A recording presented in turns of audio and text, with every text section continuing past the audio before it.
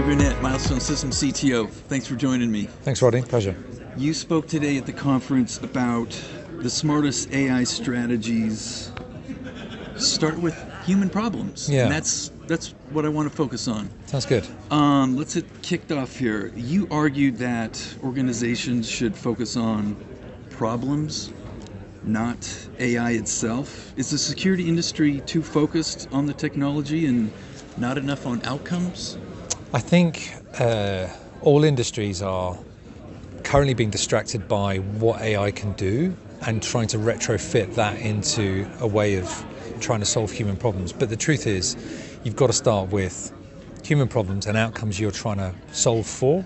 And when you do that throughout the history of mankind, we've always seen that we make better solutions as a result of that. So that's what I was really trying to push for this morning, is think about the human, think about the problems that need to be solved, think about the intersection between yourself and other organizations and see how we can work together to solve that. And then, of course, AI is an incredibly powerful set of tools we can use, and then let's see what we can do. Right. You also talked about the shift from reactive to predictive security. What's the biggest thing holding back organizations from making that transition? Well, that's a good question. I think, first of all, there's a little bit of legacy there, right? As a security industry, that has been our bread and butter. It's been reactive. It's been investigation, for want of a better term. And so I think there's a muscle memory there we need to get over. And the second thing is ensuring that you put your data to work for you. It's not always completely clear how to do that, but you're sitting on some really valuable video and sensor data which can go to work for you. And then lastly, be willing to experiment, willing to learn, willing to see what works and what doesn't, and then learn from that. Yeah, and these are conversations that you're having with partners and stuff. Are you helping them? We are. Pull through all of this? Yeah. So there were three really key constituents for us as a company. The first is the end customer, those who are actually using our technology. Then, of course, there's the partners and the resellers and the distributors. They really understand the environment.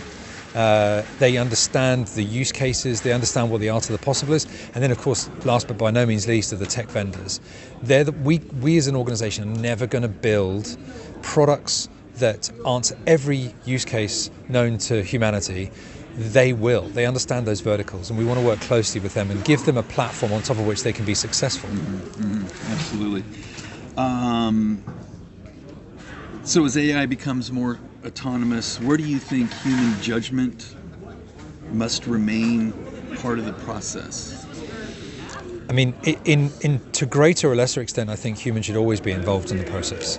I gave a couple of examples where, of course, you want the AI to stop the train from running over someone who's fallen on the tracks, but crucially, a human will have defined that rule set. And so I think even in the most extreme cases, human in the loop is super important. I don't think we should ever lose that as a species. I think that's important for any industry that we work in, but in particular in ours. Do you think you are so cautious about that. Is the industry in danger of the human being on the outside of that loop? Are you guys worried about that, or you just want to stay focused on keeping the human in the loop? Listen, as an individual, I'm endlessly optimistic about humanity. I think we will always find a way to make it work. So I think seeing AI as a tool set that you should put to work for you, that can help reduce the noise, give you answers quicker, be a good companion to the work you need to do, and to give you, whether it's a better return on your investment or reducing harm in society, do that. But I think you should retain control of that yourself. Good. I need that to stay optimistic myself. Yeah, we've got every reason to be optimistic. Good. Okay, I'm going to take that home with me. Let that settle in. Okay, 5 years from now, what AI capability will have the biggest impact on security? And conversely, let's start with that one. That could be kind of a big one too. I think anyone in my position as a CTO trying to predict the next 5 years, that video will come back to haunt me, I think. But I think because predicting is really hard. I think for us, making sure that we are open by design, we're not a closed network, that we do it responsibly, that the AI is deployed in a responsible way where citizens and employees can trust it, and then we build something that's future-proof, because it's going to change in the next 5 years. And if we don't build something that's future-proof, we're all going to be in trouble. Okay. So Andrew, 5 years from now, what AI capability will have the biggest impact on security operations that we're not talking enough about today? So I think one of the mainstays of security operations today is that we have operators sitting in front of monitors and observing, and they simply cannot observe all the video that their organization or their government is busy recording, right? And what we want to do is to free up those operators to be much more effective for the teams that they are working in today.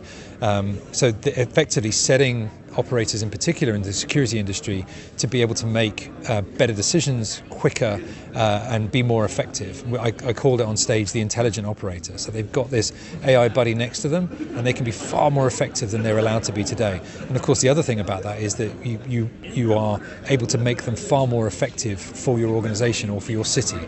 Okay, great. Last one for you.